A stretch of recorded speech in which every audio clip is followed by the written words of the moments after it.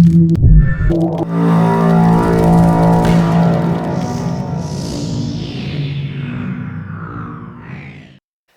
everybody, what's going on, and welcome to Guns N' Roses Central. And today I wanted to talk about one of Guns N' Roses' probably best known gigs, at least if you love watching YouTube videos of Guns N' Roses. So today we're talking about the 1988 show that they played at the Ritz in New York City.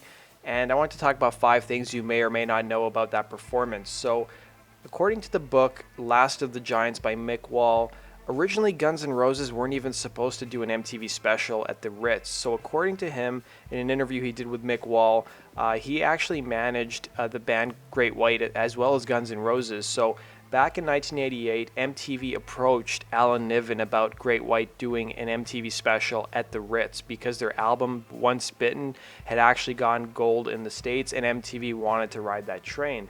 So Alan Niven thought it was a great idea, but he had one condition. He said, sure, I'll let Great White do the special, but I want my other band to open. And MTV producers agreed. They said, okay, Guns N' Roses will open for Great White, and we'll do 2 MTV specials. So in the weeks leading up to the February show, Welcome to the Jungle had actually begun its heavy rotation on MTV, and basically Appetite for Destruction was starting to take off.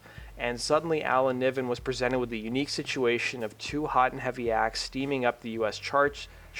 On the eve of the show, he decided the smart call was to flip the bill order. So instead of Guns N' Roses opening for Great White would open for Guns N' Roses. Number 2, Axl wasn't a fan of the performance. In fact, in numerous interviews, he talked about it. So at the Felt Forum that Guns N' Roses played in 1988, he said, personally, I think we look like a bunch of idiots on it, referring to the Ritz show. And then he did an interview on MTV Headbangers Ball. He said, you can see the MTV Live thing. Everything was pro except for the monitor man who didn't have a clue what was going on. The crowd's hearing the show. Everything's great. We're hearing spaceships landing on stage, backwards echoes, screaming feedback, and the drummer doesn't know what. Steven doesn't even know what's going on. Finally, I tried to nail the monitor man with my microphone, and my tour manager moved and I nailed him instead. That was messy, but it leaves for some excitement. So number 3, Slash also agreed with Axl, and you guys can probably see a pattern in where I'm going here. He said the Ritz show in New York we played, that trip was hugely popular on MTV.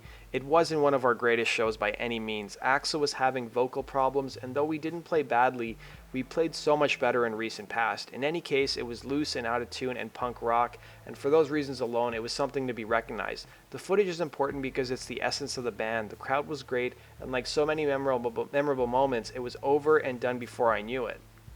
Number 4, Duff wasn't a fan of the performance either, so in an interview he did in 1989 with Circus Magazine, he said, it's bad, it's terrible, my bass went out of tune for 2 songs.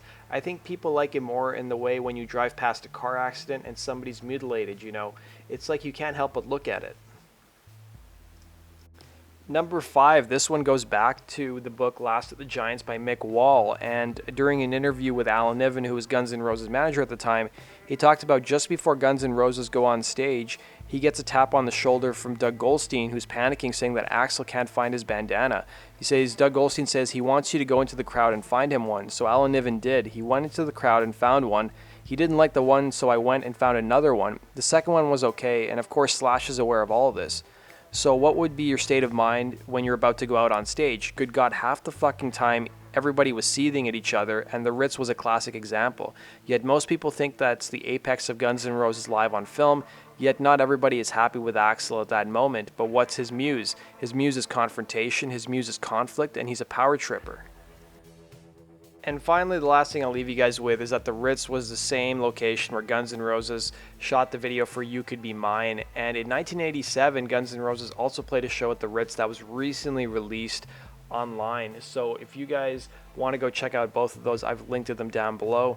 Hope you guys enjoyed this video. Let me know your thoughts in the comment section below. And be sure to subscribe to Guns N' Roses Central if you love GNR as much as me. And go to gnrcentral.com if you guys want to stay up to date on the latest Guns N' Roses news. Take care.